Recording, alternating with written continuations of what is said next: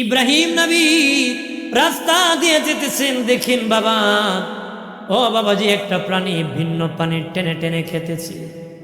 ইব্রাহিম নবী বলে, আল্লাহ গো, ও মালিক, ওই প্রাণীও তো তুমি হাসরের মাঠে দাঁড় করাইবা গো, ওই প্রাণীও তো হাসরের মাঠে তুমি দাঁড় করাবা, কিন্তু বিভিন্ন প্রাণীরা তাকে বিভক্ত করে করে খেয়ে ফেলতেছে, কেমনে গো তুমি দাঁড় করাবা? আল্লাহকে, ইব্রাহিম তুমি কি বিশ্বাস করো না? ইব্রাহিম নবী কাল্লা, আমি বিশ্বাস করি, যদি দেখাইতেন আরো ভালো হতো গো। আল্লাহ বাবা, এই সময় আমার আল্লাহ ইব্রাহিম নবীকে 4টা পাখি দিয়েছেন, এর মধ্যে একটা পাখি হলো কাক। একটা পাখি কি? কাক। কয়টা পাখি দিছে? কাকের স্বভাব আর মানুষের স্বভাব একজন, মানুষের স্বভাব আর কাকের স্বভাবই মিল আছে। কোনো প্রাণী খাবার জমায় না, কোনো প্রাণী কি খাবার জমায় না। সকালে বেরিয়েবো খিদা নিয়ে, বিকালবেলা পেট ভরে বাসায় ফিরবে, তার খিদা নিবারণ করে। কিন্তু কাক দেখবেন, চেষ্টা করে দেখবেন, রমজান মাসে ইফতার করতেছেন, অন্ধকার হয়েছে, আর কোনো পাখি নাই, কিন্তু কাউয়াটা এখনো উকি ঝুঁকি মার। কথা কথা, কোনো প্রাণী খাবার জমায় না, কিন্তু কাক কাক খাবার জমায়। সে কী করে? মনে করেন ওই দিন বাড়ির আঙ্গিনা উঠানে ধান দিয়েছেন খলাতে, কাক মনে মনে কইব, বেরি কেন আগামীকাল দিব নি, কিছু জমাই নাই। আল হায়াতুল হাইওয়ান কিতাব লিখছি, ও জমায়। তখন কি করে, ধানগুলা বা কোনো কিছু নিয়ে যেই জায়গায় রাখবো, চক্ষু মুজে ফেলে। চোখ কেন মুজে দিই? কেউ যেন দেখে না আমাদের খাওয়ানটা রাখছে। মানে মানে ও নিজের চোখ নিজে মুজে ফেলে। কেন মুজে? যে কেউ যেন আমার খাবারটা দেখে না, এই জন্য নিজের খাবার নিজে খুঁজে পায় না। যে চোখ মুজে রাখছিল, মানুষ কয় না, ওই আগে সনের ঘরে মানুষ যখন লাগতো তখন খাবারটা পাইতো ভিতরে, এটা খাওয়া রাখছে। খাওয়ান যখন রাখে খাওয়া, কাক নিজের খাবার নিজে পরে পায় না। তা আমরাও খালি জমাই, নিজে খায় মরতে পারে। কথা কয় না, জানোই না খাইব না মর, যেন কাকও জমায়, হে খবরই পায় না। কথা কন ঠিক না? 4টা পাখি দিলেন, বাবাজি রাগ করবেন না রে, 4টা পাখি দিলেন। আল্লাহ বলেন, ইব্রাহিম 4টা পাখি তুমি জবাই করো রে। উনি জবাই করলেন। আল্লাহ বলেন, ইব্রাহিম এটার বস্তুগুলা কি তুমি একদম নরম করো, রই রই করো, একদম আটার কায়ের মতন করো। 4টার গোস্ত একত্র করে আটার কায়ের মতন বানালেন, একদম মিক্স একত্র করলেন। এরপরে আল্লাহ বলেন, ইব্রাহিম তুমি এখন 4টা ভাগ করো। 4টা ভাগ করনি, 4টা ভাগ করেছি। 4 অংশের মধ্যে 4 পাখির অংশ আছে রে, 4 বন্টনে 4 পাখির অংশ আছে। আল্লাহকে, ইব্রাহিম ওই 4 অংশ 4টা পাহাড়ের মধ্যে তুমি রাখো। 4টা পাহাড়ের মধ্যে রাখছেন। আল্লাহ বলে, ইব্রাহিম এবার কোন পাখি তুমি বানাইবার নাম ধরে ডাক দাও। ইব্রাহিম নবী ডাক দিয়েছেন, দেখেন 4 পাহাড় থেকে ওই পাখির অংশগুলো দৌড়ে আসিয়া একত্র তার সামনে জোড়া লাগিয়া আগের মতন পাখি হতে দেরি নাই। আমার আল্লাহ বলে, ইব্রাহিম রে, ওই প্রাণীকে যদি আর অনেক প্রাণীও খেয়ে ফেলে রে, আমি আল্লাহ জোড়া লাগাইতে একত্র করতে কোনো সমস্যা হবে না, সমস্যা হবে না। বাবাজি এইভাবে আল্লাহ দলে দলে কাতারে কাতারে দাঁড় করাবে, কাতারে কাতারে দাঁড় করাবে। প্রথমবারের সিংহায় যখন ইসরাফিল আলাইহিস সালাম ফু দিবে রে, তখন বাবা এই দুনিয়ার পাহাড় পর্বতগুলা উড়ে যাবে, গাছ উড়ে যাবে, মানুষ বিকট থেকে বিকট শব্দ শুনবে, একজন আরেকজনের বাড়ি যাবে, সবাই মিলে যে বাবাজি কর্তা নেতা আছে, বিবেক আছে, তার কাছে সবাই যাবে, তার কাছে যাবে, বলবে কি করো, মিটিং করবে, খোলা মাটির মধ্যে চলো, খোলা ময়দানে যাবে। ঠিক এক সিংহার বই বাবা 6 মাস পর্যন্ত চলবে, বিকট থেকে বিকট শব্দ হবে। প্রথমবার যে আওয়াজ করে, পরে আরো বিকট শব্দ বেশি হবে, এরপরে আরো বেশি হবে, এইরকম বিকট বিকট শব্দ হবে রে। তখন বাবাজি সবাই মিলে আরে খোলা ময়দানে দাঁড়াবে। তখন খোলা মাঠে যাবে, ভাগ বাল্লুক, ভেড়া, দুম্বা, গরু, ছাগল, পশু পাখি সব মানব জাতির পাশে দাঁড়ায় যাবে, জিন জাতি এসে যাবে। আল্লাহ বলবেন, আজরাইল তুমি আমার সব মানব জাতি, পশু পাখি, জিন জাতি সবার রুহু কবজ করো রে, সবার রুহু তুমি কবজ করো। সবার রুহু কবজ করা হবে। মানব জাতি, জিন জাতি, পশু পাখি, বেড়া, দুম্বা, ভাগ বাল্লুক সবার রুহু কবজ করা হবে। আজরাইল বলবে, আল্লাহ ও মালিক ওগো আল্লাহ, এবার ফেরেশতা আছে আর আমি আছি, আমরা ফেরেশতা গোষ্ঠী আছি, আর কেউ নাই। আল্লাহ বললেন ইসরাফিল, মিকাইল, জিবরাইল, তুমি আজরাইল বাদে 4 জন বাদে বাকি সব ফেরেশতার রূহ কবজ করো। বাকি সব ফেরেশতার রূহ কবজ করা হবে। করার পর আল্লাহ বলবেন তুমি বাদে বাকি 3 জনের রূহ কবজ করো। তারপরে 3 জনের রূহ কবজ করা হবে। আল্লাহ বলবেন এই আজরাইল, এবার তোমার পালা রে, তুমি মরতে হবে রে। আজরাইল তখন হাউমাউ করে কান্না করে বলবে আল্লাহ গো, আমি আগে যদি জানতাম আমারও মরণ লাগবে, তাহলে আমি পৃথিবীর কারোর রূহ কবজ করতাম না, পৃথিবীর কারোর রূহ কবজ করতাম না। বাবার সামনে ছেলের কাঁদাইতাম না, ছেলের সামনে বাবারে কাঁদাইতাম না, মার সামনে মেয়েকে কাঁদাইতাম না, মেয়ের সামনে মাকে কাঁদাইতাম না। আল্লাহ, আমি যদি মরতাম আগে জানতাম মরতে হবে, আমি পৃথিবীর কারোর রূহ কবজ করতে যেতাম না। আল্লাহ বলবেন এই আজরাইল, তোমার মরা লাগবে রে। এমনি আল্লাহ বলবেন মরে যাও, আল্লাহর হুকুমটা মরণ বনে যাবি। বলতে দেরি, আজরাইল মরতে দেরি হবে না। একটু চিল্লায় বলে আল্লাহু আকবার। এরপরে বাবা সব মানুষ মাটির নিচে চলে যাবে রে। সর্বশেষ যে লোকটা মাটির নিচে যাবে, সর্বশেষ যেই লোকটা মাটির নিচে যাবে, ওই লোকটা বাবা মাটির নিচে 40,000 বছর ঘুমায় থাকতে হবে। 40,000 বছর ঘুমায় থাকতে হবে। আমার আল্লাহ 40,000 বছর পর্যন্ত বৃষ্টি নাজিল করবে, আসমান থেকে বৃষ্টি নাজিল করবে। ওই বৃষ্টির দ্বারা পৃথিবী সমতল করবে, আল্লাহ সমান করবে। পাহাড় পর্বত নদী নালা সমুদ্রের পানিগুলা বাবা বাষ্প হয়ে আগুন হয়ে যাবে। ওই আগুন দিয়ে হাসরের মাটির চতুর্দিকে বাউন্ডারি দিবে। আর বাবা পৃথিবীটা সমতল করবে, বৃষ্টির দ্বারা মানুষের দেহ গঠন করবে। তবে 8টা জিনিস ধ্বংস হবে না, আরশ, কুরসি, লৌহ, কলব, জান্নাত, জাহান্নাম, ইসরাফিলের সিংহা, মানুষের রূহ, ওই 8টা জিনিস ধ্বংস হবে না। 8টা জিনিস ধ্বংস হবে না। বাবারি যত প্রাণী বানাইছেন মানব জাতি সহ সবার রুহু বাবা ইসরাফিলের সিংহার ভিতরে থাকবে। সিংহার ভিতরে বাবা আসন আছে আমার আপনার সবার। সিংহা কত বড় জানেননি? দয়াল নবী যেদিন মেরাজে গিয়েছেন দেখেন ইসরাফিল সিংহা মুখে নিয়ে দাঁড়িয়ে আছে। নবী বলেন প্রথম সালাম দিলাম জবাব দেয় না, দ্বিতীয়বার দিলাম জবাব দেয় না, তৃতীয়বার দিলাম জবাব দেয় না। নবী কই ইসরাফিল আমি বুঝতে পেরেছি রে তুমি আল্লাহর হুকুমের অপেক্ষা আছো।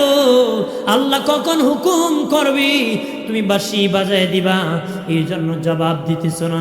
তবে ইসরাফিল বাড়িতে মেহমান দাওয়াত দি, বাড়িওয়ালা বাড়ি ঘর ভাঙ্গে না রে। বাড়িতে মেহমান দাওয়াত দি, বাড়িওয়ালা বাড়ি ঘর ভাঙ্গে না। আমি আল্লাহর বাড়ি মেহমান, আজকে বাড়ি ভাঙ্গার জন্য আল্লাহ তোমাকে বলবে না। একটু চিল্লায় বলে মারহাবা। নবী বলেন ইসরাফিলের সিংহা কত বড় জানোনি? নবী বলেন একটা হাতের মধ্যে টিকটিকির ডিম যদি রাখো, হারুলির ডিম রাখেন, হাতের তালু অনেক বড়, টিকটিকির ডিমটা অনেক ছোট। দিনে নবী বলেন এই হারুনের ডিম যেমন ছোট, ইসরাফিলের হাতি, ইসরাফিলের সিংহার হাতি পৃথিবীটা হারুনের ডিমের মতন, আর সিংহাটা হলো মানুষের হাতের তালুর মতন। এমন একটা সিংহা ফু মারবে, এটার ভিতরে প্রত্যেকটা রূহ থাকবে রে। ঠিক 40,000 বছর পরে আমার আল্লাহ সব ফেরেশতা বানাবি, মানব জাতির দেহ গঠন করবি। ইসরাফিল বানাবে, জিবরিল বানাবে। আল্লাহ বলেন ইসরাফিল রে, ইসরাফিল এবার তুমি দ্বিতীয় সিংহা ফু দিয়ে দাও, আমি হাসরের মাঠ কায়েম করে দিব। দ্বিতীয় সিংহা ফু দাও, আল্লাহ বলবেন দিয়ে দাও। এই সিংহার কথা বলতে আল্লাহ বলেছে ইজা জুলজিলাতিল আরদু জিলজালাহা ওয়া আখরাজাতিল আরদু আসকালাহা। আল্লাহ কইছে যখন ইসরাফিল দ্বিতীয়বার সিংহা ফু দিবে তখন মাটির মোড়ামুড়ি শুরু হয়ে যায়। মাটি মোড়ামুড়ি করবে। মা যখন সন্তান প্রসব করে বাবাজি ব্যথা যন্ত্রণা শুরু হয়, মা বাবা ব্যথার যন্ত্রণায় ছটফট করতে থাকে রে, যন্ত্রণায় মোড়ামুড়ি করে। ঠিক ইসরাফিল যখন বাঁশি বাজায় দিবে হাসরের মাঠ যখন কায়েম হয়ে যাবে তখন মাটির মুড়ামুড়ি শুরু হয়ে যাবে। মা মুড়ামুড়ি করতে করতে সন্তান প্রসব করে ফেলে, মায়ের পেটের সন্তান বের হয়ে যায়। ঠিক মাটিও মুড়ামুড়ি করতে করতে মাটির ভিতরে যত সম্পদ ছিল সব পেটে পেটে বাহির হয়ে যাবে।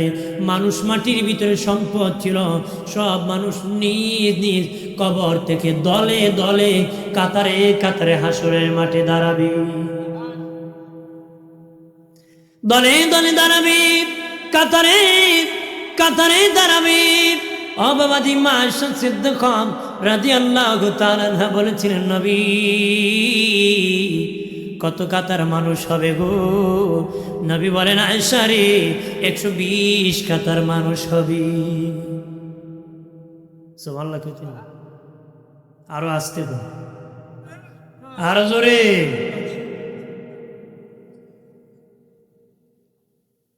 মাইকে আবার বোমা ফুটে গেল। সুবহানাল্লাহ কইলে লস হয় না লাভ হয়? সুবহানাল্লাহ বললে, একবার বললে মিজানের অর্ধেক পূরণ হয়েছে, আরেকবার আলহামদুলিল্লাহ বলে বাকি মিজান পূরণ হয়েছে। আরো জোরে কম। তাহলে বলতে তো হালকা কিন্তু অনেক ভারী। ইমাম বুখারী শেষে হাদিস আছে, প্রথম নিয়তের হাদিস, শেষে কি আমলের হাদিস, শেষে কি আমলের হাদিস। 2-2.5 পৃষ্ঠ হাদিস আছে, কিন্তু 1 লাইনের হাদিস প্রথম আছে। তার মানে ওইটার গুরুত্ব আছে বেশি।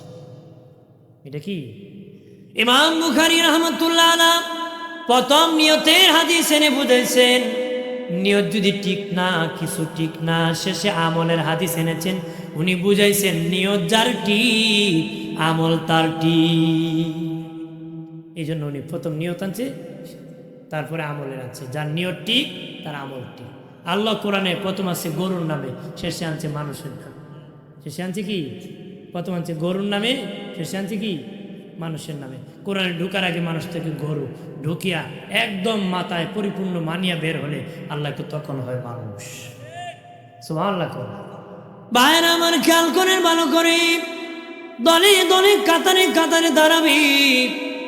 নবী বললেন, আয়েশা রে, আয়েশা 120 কাতার মানুষ হবে। মা আয়েশা গো, নবীজি আপনার উম্মত কত কাতার হবে গো?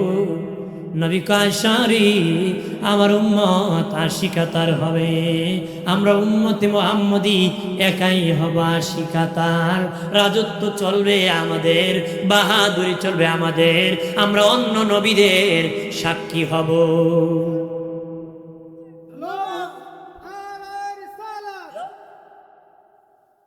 আমরা অন্য নবীদের সাক্ষী হব হাসরের মাঠে। আমরা কি হব? অন্য নবীর সাক্ষী হব। অন্য নবীর কি? নূহ নবী বাদী 950 বছর দাওয়াত দিয়েছেন, 1450 বছর হায়াত পেয়েছিলেন।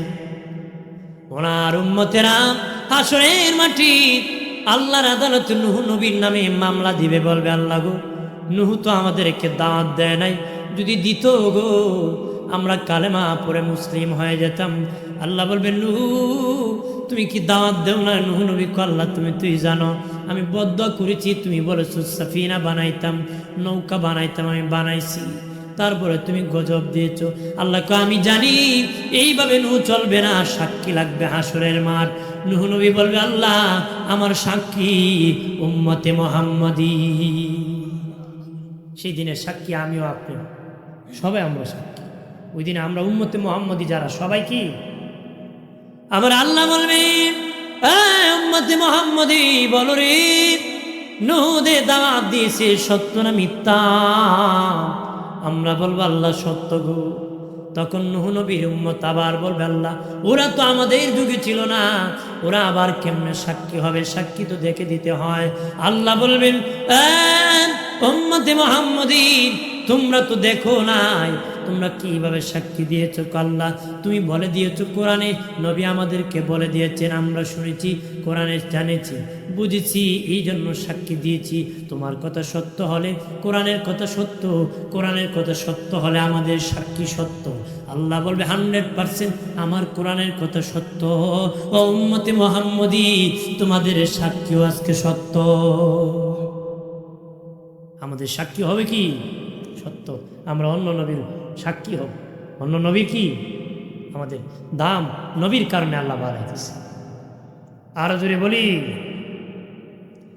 দয়াল নবী বলেন আয়সারে আমার উম্মত আশি কাতার হবে।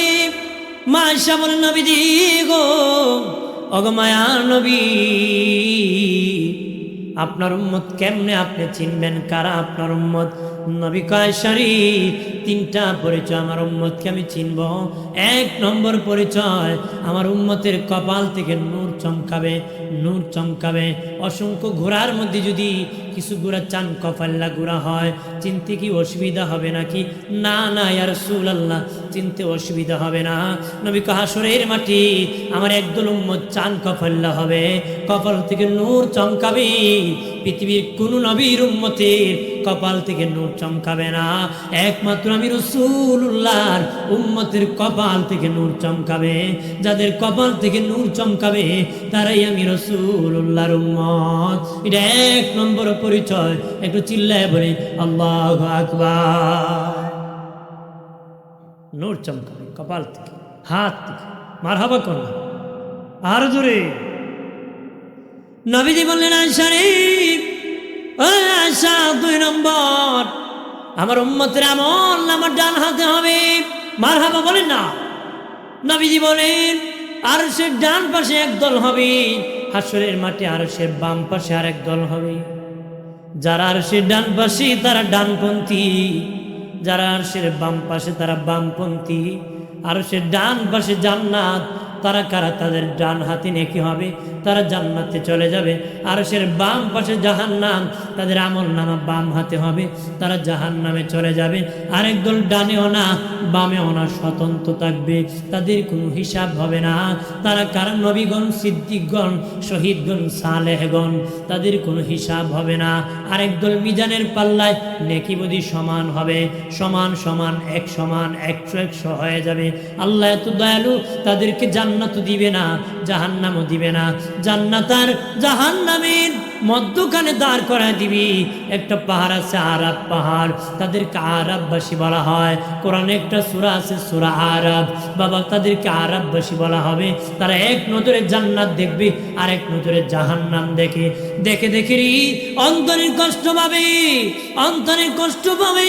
আমার আল্লাহ অন্তরের কষ্ট দিয়া ক্ষমা করে জান্নাতের মেহমান বানায়া দিবি। এ বাবাজি, নবী বলেন আয়সা, 2 নম্বর পরিচয় আমার উম্মতের আমল নামা ডান হাতে হবে রে। যারা আমল নামা ডান হাতে হবে তারা আমি রাসূলুল্লাহর উম্মত। 3 নম্বর, আমার উম্মতের অনেক শিশু সন্তান ইন্তেকাল করবে। যেই ব্যক্তি তার শিশু বাচ্চা ইন্তেকাল করবে, ওই বাবা মা যদি সবুর করতে পারে, ধৈর্য ধারণ করতে পারে, ওই বাচ্চার উসিলায় মা বাবাকে আল্লাহ জান্নাতি বানাবে। এই খবর শুনিয়া আম্মা জান আয়েশা সিদ্দিকা রাদিয়াল্লাহু তাআলা আনহা বিনায়া নবীর কাছে কান্দিয়া, কোন নবী গো, আল্লাহ তোমাকে একটা সন্তানও দিল না, একটা সন্তান হয়ে যদি মরেও যেত, ওই বাচ্চার উসিলা আমি আয়েশা জান্নাত পাইতাম। নবীজি, আমি আয়েশা তো একটা বাচ্চাও হলো না গো নবীজি, আমার যদি একটা সন্তান হয়ে মরেও যেত, ওই বাচ্চার উসিলা আমি আয়েশা জান্নাত পাইতাম। নবী বলেন আয়েশা, যার বাচ্চা হয়ে ইন্তেকাল করেছে সবুর করার কারণে জান্নাতে যাবে। তবে রে আয়েশা, তোমার তো আল্লাহ সন্তান দেয় নাই, তারপরে তুমি সবুর করেছো, ধৈর্য ধারণ করেছো, ওই ধৈর্যই তোমাকে জান্নাতে আমি রাসূলের দরবার পর্যন্ত পৌঁছায়া দিবি। ভাইরা আমার, খেয়াল করে ভালো করে, নবী বলেন এ আয়েশা, হাসরের মাঠে যাদের সামনে ছোট্ট ছোট্ট বাচ্চারা দৌড়াদৌড়ি করবে, তারাই আমি রাসূলুল্লাহর উম্মত। এটা আমার উম্মতের 3 নম্বর পরিচয়। একটু চিল্লায় বলে মারহাবা। মানুষ দলে দলে দাঁড়াবে, এত মানুষ ময়দানে হাসরে দাঁড়াবে। নবী বলেন এত মানুষ দাঁড়াবে, জায়গা হবে না, আল্লাহ কুদরতি হাতে জমিনটাকে টান দিয়ে ডাবল প্রশস্ত করে দিবে। এর বড় এত মানুষ দাঁড়াবে, নবী বলেন পাহাড়ে গাছ যেমন ঘন হয়ে দাঁড়ায়, কাজজন গণ হয়ে ওঠে। এইভাবে মানুষ হাসরের মাঠে দাঁড়াবে, দুটা পা রাখার মতন জায়গা এর চেয়ে বেশি কেউ পাবে না। নড়াচড়ার ক্ষমতা নাই, চতুর্দিকে আগুন দিয়ে বাউন্ডারি, পালায়া যাওয়ার কোনো সুযোগ নাই। আগুন দেওয়া হবে কি, চতুর্দিকে আসমান, কই যাবে ওসমান, বাগার সুযোগ আছে? ভাগতে পারবা না, আল্লাহর বাউন্ডারি দিয়ে দিবে। আর যেখানে যাইবে আল্লাহকে এইখানে আমার জমি, যেখানে যাবে কি আল্লাহকে, তোর ভাল লাগে না আমার জমি ছেড়ে দে। আল্লাহ কই সারিয়া কই যাইবে, যেখানে যাবে এইখানে আমার জমি। সুবহানাল্লাহ। বাপ ফুলারে কইছি ভালো লাগে না আমার বাড়ি থেকে বের হয়ে যায়, বেটা রাগ করে গেছে গা ফুফুর বাড়ি, রাগ করে গেছে গা কি ফুফুর বাড়ি। বাপ কয় ফুফু তো আমার বোন, তোর ফুফু, এটা তো আমার বোনের বাড়ি, তুই এইখান তুই বের হ। গেছে গা বেটা খালার বাড়ি, বাপে কয় এটা আমার শালির বাড়ি, তোর কি, আমার না, ওটা তো তোর খালা হইতো না, এটা তো আমার আত্মীয়, বের হ। গেছে গা নানা বাড়ি, বেটা কয় এটা আমার শ্বশুর বাড়ি, তোর কি। এ থেকে ঘুরে ঘুরে বাপ ছাড়া এর কোনো অস্তিত্ব নেই। কতক্ষণ ঠিক কিনা? বাপ ছাড়া যখন ছেলের কোনো অস্তিত্ব নাই, আত্মীয় নাই, ঠিক আল্লাহর ছাড়া পৃথিবীতে আর কারো জমিন, সবটাই আল্লাহর জমিন। মারহাবা কর। দুনিয়ার সব ফকির, ধনীকে আমার বানের বাবাজি, হাসরের মাঠে বাবাজি এত মানুষ দাঁড়াবে রে, সূর্য বাবা মাতার কাছে চলে আসবে রে, সূর্য মাতার কাছে চলে আসবে, সূর্যের তাপে মানুষের মগজগুলা বাতের মারের মতন টকবক করবে, ঘেমে যাবে, কারো হাঁটু পর্যন্ত পানি হবে, কারো কোমর পর্যন্ত, কারো সিনা পর্যন্ত, গলা পর্যন্ত, কেউ আবার সাঁতার কাটতে থাকবে। এমন ভয়ঙ্কর অবস্থা হাসরের মাঠ হবে রে। আমার আল্লাহ নবীকে মাকাম মাহমুদে বসাবেন। মাকাম মানে জায়গা, মাহমুদা মানে প্রশংসিত। তাফসিরে রুহুল মানিতে আল্লামা আলুসি বাগদাদি হানাফি রহমতুল্লাহ আলাইহি বলেন, মাকাম এমন একটি জায়গা যেটা আমার আল্লাহর কুদরতি কুল। কখন আমার আল্লাহ কোলে উঠাবি, বাবা ছেলে যখন কাঁদে বাবা কোলে উঠায় রে, মা কোলে উঠান। হাসরের মাঠে আল্লাহ যখন কান্না করবে আর নবী যখন কান্না করবে, নবীর কান্না এমন হবে জানেননি? পৃথিবীর যত নবী রাসূল বানাইছি, পৃথিবীতে যত মানুষ পাঠাইছে, এমনকি আদম নবীর 350 বছরের কান্না সহ পৃথিবীর সবার কান্না যদি এক পাল্লায় উঠানো হয়, নবীর সেদিন হাসরের মাঠে কান্নার সমান হবে না রে। আমার নবীর সেদিন চোখের পানির ওজন বেশি হয়ে যাবে। ওই দিন নবী সেজদা করবেন, পৃথিবীর যত নবী রাসূল, যত মানুষ, যত উম্মত সেজদা করেছে, সবার সেজদা যদি এক পাল্লায় উঠানো হয়, হাসরের মাঠে নবীর সেজদার সমান হবে না রে। নবী তখন উম্মতের জন্য কান্না করবে বাবাজি, তখন আল্লাহ বলবেন হাবিব আমার কুদরতি কোলে উঠান। আল্লাহ কুদরতি কোলে উঠাবি, বলবে হাবিব যারে খুশি তারে সুপারিশ করে জান্নাতে নিয়ে যান, আমার কোনো আপত্তি নাই। মাকাম মাহমুদের আরেকটা তাফসীর হলো, আল্লাহ একটা চেয়ারে বসবেন, নবীকে আরেকটা চেয়ারে বসাবেন।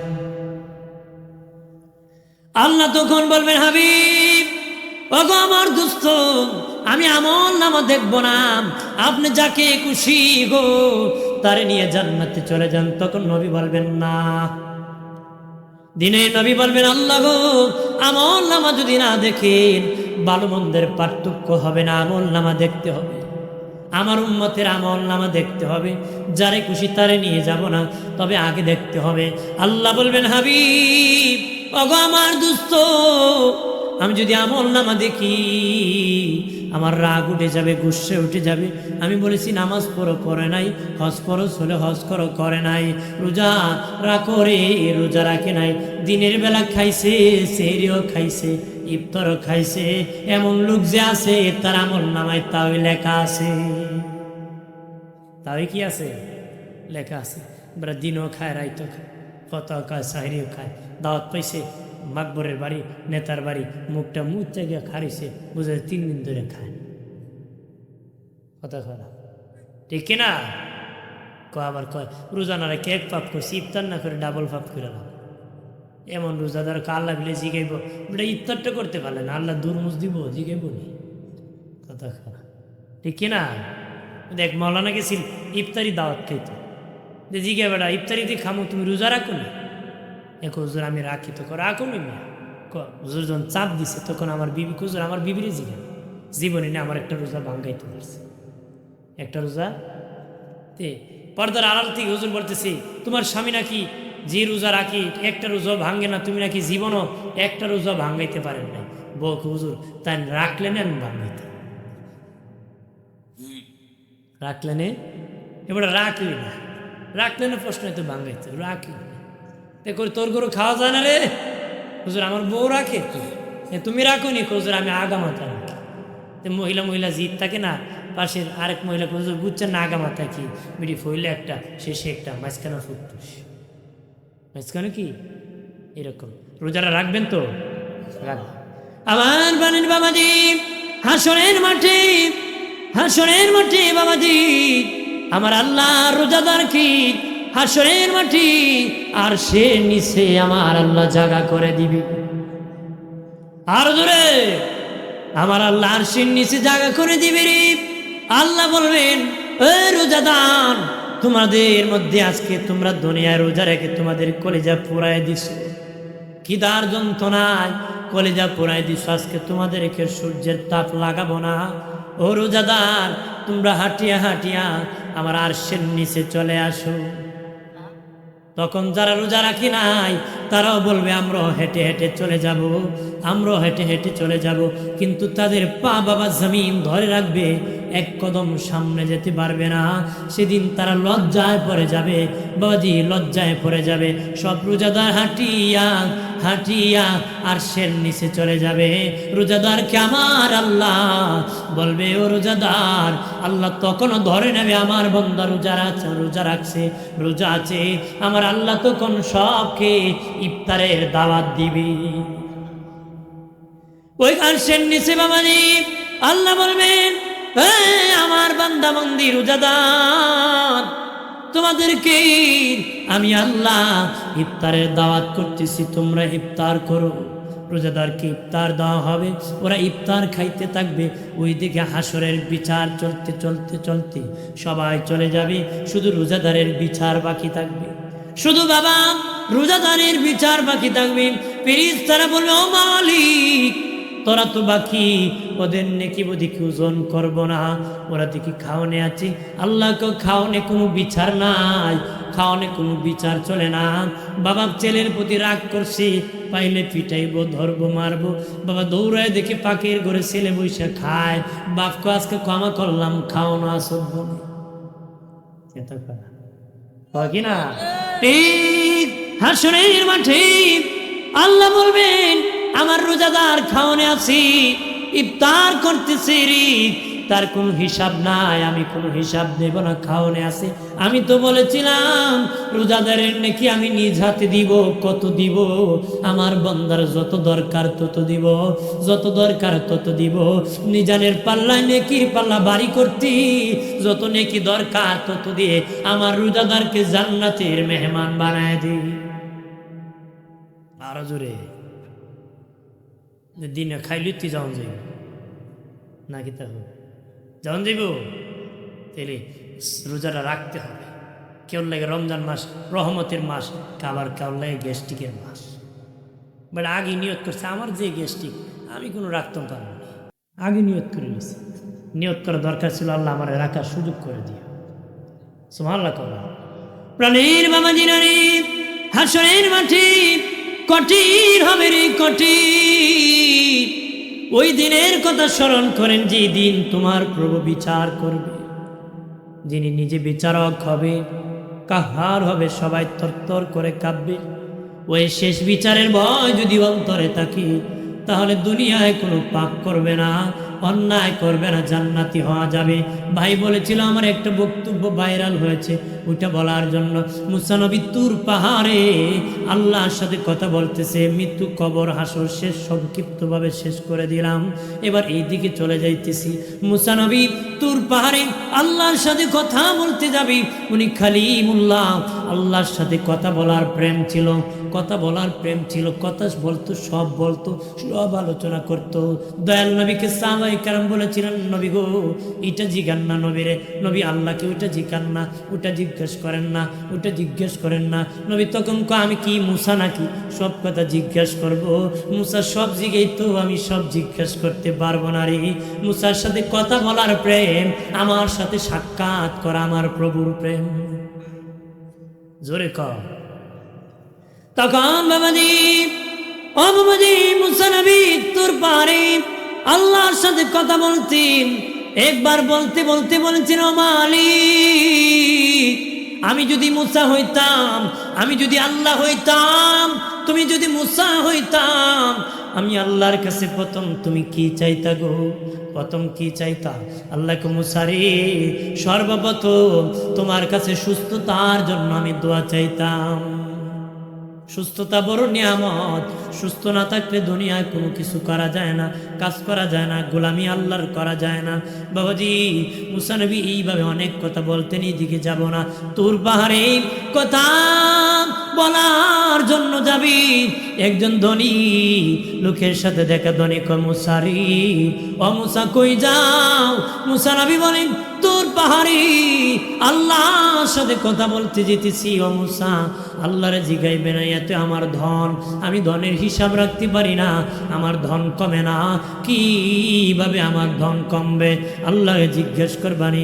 মুসা নবী কই ঠিক আছে, আল্লাহকে জিজ্ঞেস করব কিভাবে তোমার ধন কমে যাবে। একটু সামনে গেলেন, দেখেন একজন মহিলা। মহিলাটি কি বলেন, ও মুসা কই যাও? মুসা নবী বলে, তোর পারে আল্লাহর সাথে কথা বলবো। মুসারি চেয়ে করে, মুসা আমার ভাঙ্গা ঘর, ভালো ঘর বানাইতে পারি না, ভালো খাবার খেতে পারি না, ছেলে মেয়েকে খাওয়াইতে পারি না, ভালো কাপড় পরতে পারি না, ছেলে মেয়েকে ভালো কাপড় চোপড় পরাইতে পারি না। মুসারে আল্লাহরে জিগেই বানি, কি করলে আমার অভাব দূর হবে? কি করলে আমার অভাব দূর হবে? আল মুসা নবী কই ঠিক আছে, আল্লাহকে জিজ্ঞেস করব কি করলে তোমার অভাব দূর হবে। সামনে গেলেন বাবাজি, দেখেন তিন রাস্তার মোড়ে একটা লোক বাবাজি, যার দুই হাত নাই, দুই পা নাই রে, বসে আছে। সে ডেকে বলে, মুসারি ও মুসা কই যাও? তোর পাহাড়ে কথা বলতে আল্লাহর কাছে যেতেছি। মুসারি সে দেখো, আমি আল্লাহ আমাকে দুটা হাত দেয় নাই, দুটা পা দেয় নাই, এখানে বৃষ্টি ভিজি, এখানে রৌদ্রে শুকাই, কেউ খাওয়াইলে খাই, নতুবা উপবাস থাকি, এখানে প্রস্রাব করি, এখানে পায়খানা করি। মুসারে দুনিয়ার কোনো কাজে লাগি নাই, আল্লাহরে জিগেই বানি কোন কারণে আমারে আল্লাহ বানাইছে। আল্লাহ কোন কারণে আল্লাহ? মুসা নবী বলেন, ঠিক আছে আল্লাহকে জিজ্ঞাসা করবো কোন কারণে বানাইছেন। আল্লাহু আকবার বলেন না। তোর পাহাড়ে কথা বলি, আল্লাহকে বলে, ও মালিক একজন ধনী বলেছিল তার অভাব, তার এত ধন হিসাব রাখতে পারে না, কি করলে তার ধন কমবে? আল্লাহ মুসারি তার বলে দিও যাকাত দেওয়া যেন বন্ধ করে দে, যাকাত দেওয়া যেন বন্ধ করে দে, তাহলে আমি আল্লাহ তার ধন কমাই দিব। মুসা নবী কই ঠিক আছে, আল্লাহকে আল্লাহ বলে দিব তাকে। 2 নম্বর আল্লাহ একজন মহিলা বলেছে, আল্লাহ গো তোমার কাছে জানতে চাই, তার অভাব দেয় না, ভাঙ্গা ঘর ভালো ঘর বানাইতে পারে না, ভালো কাপড় চোপড় পরতে পারে না, ভালো খাবার খেতে পারে না। ও মালিক তার অভাব কিভাবে যাবে? আল্লাহ বলেন, হে মুসা মহিলাকে বলে দিও রে, আমি আল্লাহ যা দিয়েছি তার উপর যেন বেশি বেশি করে আমার শুকরিয়া আদায় করে। আর জোরে মুসা নবী বলে, ও মালিক বলে দিব গো আল্লাহ, ও গো আল্লাহর একটা প্রশ্ন, 3 রাস্তার মোড়ে একটা লোক বসে আছে, তার 2 হাত নাই, 2 পা নাই। আল্লাহ সে বলেছে সে বৃষ্টি ভিজে রৌদ্রে শিখায়, কেউ খাওয়াইলে খায়, নতুবা উপবাস থাকে, এইখানে প্রস্রাব করে, এখানে পায়খানা করে। আল্লাহ গো দুনিয়ার কোনো কাজে লাগে নাই। সে জানতে চেয়েছে কোন কারণে তারে তুমি বানাইছো। আল্লাহ বলেন, হে মুসা তার জানাই দিও তার আমি অযথা বানাই নাই। সে যত বড় জাহান্নামের একটা ছিদ্রি আছে তত বড়, সে যত বড় জাহান্নামের একটা ছিদ্রি আছে তত বড়। ওই ছিদ্রি বন্ধ করার জন্য আমি আল্লাহ বানাইছি। নাউজুবিল্লাহ। জাহান্নামও বলবো সুবহানাল্লাহ বলবো, কন নাউজুবিল্লাহ। জান্নাত দিলে নাউজুবিল্লাহ করবেন না সুবহানাল্লাহ করবেন? ছেলে হইলে আপনারা কি কন? ইন্নালিল্লাহ না কি কন? মারা গেলে কি কন? ভয় পাইরি কইতে কন না কি কন? বেড়া গেছিল বাজারে গরু কিনতো, বন্ধুর সাথে দেখা হয়েছে, বন্ধু কই যাও? গরু কিনবো। কও না ইনশাল্লাহ। ওর পকেটে টাকা আছে, বাজারে গরু আছে, ইনশাল্লাহ কি দরকার? বাট বাজারে গেছে, পকেট মেরে চোরা টাকা নিয়ে গেছে, শূন্য হাতে বাড়ি ফিরছে। বন্ধু দেখে, বন্ধুর সাথে আবার সাক্ষাৎ, বন্ধু গরু কিনছো? তো ইনশাল্লাহ চোরা নিয়ে গেছে টাকা। আপনি এখন ইনশাল্লাহ কেউ লাভ হইব? জাগামতি কইতে, জাগামতি কি বলতো বাবাদিরানি। আল্লাহ বলেন মুসারি তারে জানাই দিও সে যত বড় জাহান্নামের একটা ছিদ্রি আছে তত বড়। ওই ছিদ্রি বন্ধ করার জন্য আমি বানাইছি। সর্বপ্রথম তোর পাহাড় থেকে নামিয়া ওই লোকের সাথে দেখা যার হাত নাই, যার পা নাই, সে বলে মুসারি আল্লাহর জিজ্ঞাসা করছুনি আমার কেন আল্লাহ কিছু দেয় না, দুনিয়ার কোনো কাজে কেন আমি লাগি নাই, কোন কারণে আল্লাহ বানাইছে? মুসা নবীকে আল্লাহ বলেছেন জাহান্নামের একটা ছিদ্রি আছে, তুমি যত বড় ছিদ্রিটা তত বড়। ওই ছিদ্রি বন্ধ করার জন্য আল্লাহ বানাইছে। সে শুনিয়া আলহামদুলিল্লাহ আলহামদুলিল্লাহ আলহামদুলিল্লাহ। মুসা নবী মনে মনে কয় বেহেশতের খবর পেলে কিনা বলতো রে, দুজকের খবর পেয়ে আলহামদুলিল্লাহ বলতেছে। কেন রে জাহান্নামের খবর পেয়ে তুমি আলহামদুলিল্লাহ বলতেছো? সে ডেকে বলে মুসারে দুনিয়ার মানুষ তার নিজের কাজে জীবন অনেক ব্যয় করেছে। আমি ভেবেছিলাম আল্লাহ আমার অযথা বানাইছে, এখন দেখি আল্লাহ দেখি আমার তার নিজের কাজে বানাইছে। আল্লাহ নিজের কাজে আমারে বানাইছে, অযথা বানায় নাই, তার নিজের কাজে বানাইছে। এই জন্য শুকরিয়া আমি আদায় করেছি। কিতাবে এসেছে আলহামদুলিল্লাহ বলতে তার পা ঘষতে দেরি নাই, হাত লাগতে দেরি নাই। আল্লাহ বলে মুসারে মুসা তারে জানিয়ে দাও, তারে জানিয়ে দাও, তারে জানাই দাও সে আমার কথার উপর সন্তুষ্টি প্রকাশ করেছে, খুশি হয়েছে। এই জন্য তার হাত পাও দিয়ে দিছি, জাহান্নাম হারাম করে দিছি, তার জন্য জান্নাত ওয়াজিব করে দিছি। এরপরে মহিলাটিকে বলে মুসা আমার খবর কি? ওই মহিলা বলে মুসা আমার খবর কি? মুসা নবী আল্লাহ তোমাকে যা দিয়েছে তার উপর শুকরিয়া আদায় করো। মুসারি আমার আর ভালো লাগে না, আর কত শুকরিয়া আদায় করবো, ওইটি বুঝি শুনতে হলো আমার। মুসা নবী বলেন আল্লাহ বলেছেন শুকরিয়া বেশি করে আদায় করো, আমি চলে যাইতেছি।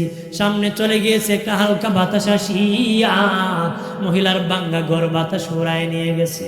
মহিলাটাকে ও মুসা দাঁড়াও, আমার ঘর নিয়ে যেতেছি। মুসা নবী কয় তুমি নাফরমান, তুমি আল্লাহকে মানো নাই, আল্লাহর শুকরিয়া আদায় করো নাই, এই জন্য যা দিয়েছে তা আল্লাহ নিয়ে গেছি। যদি শুকরিয়া আদায় করতো তার মধ্যে বরকত দিত। ওই ধনী লোক ডেকে বলে মুসা আমার ধন কেমনে কমবে রে? ও মুসা নবী আল্লাহ বলেছেন জাকাত বন্ধ করে দাও, জাকাত বন্ধ করে দিলে ধন কমে যাবে। সে ডেকে বলে ও মুসা মুসারি আমি জাকাত বন্ধ করতে পারবো না। মুসা নবী বলেন তাহলে ধন কমবে না। কমার দরকার কি? আমিও জাকাত আদায় করব, মালিক খুশি হয়ে দিয়ে ধন দেয়, আমার কোনো অসুবিধা নাই। এই জন্য যারে যে হালে রাখছে বাবা, আমাকে আপনাকে আল্লাহ যে হালে রাখছে, আল্লাহর শুকরিয়া বেশি বেশি করে আদায় করতে হবে। মারহাবা কর, জোরে কোন মারহাবা। আল্লাহ কবুল করুক, জোরে কোন আমিন। আসেন দাঁড়ায় সালাম জানাই হা নবী।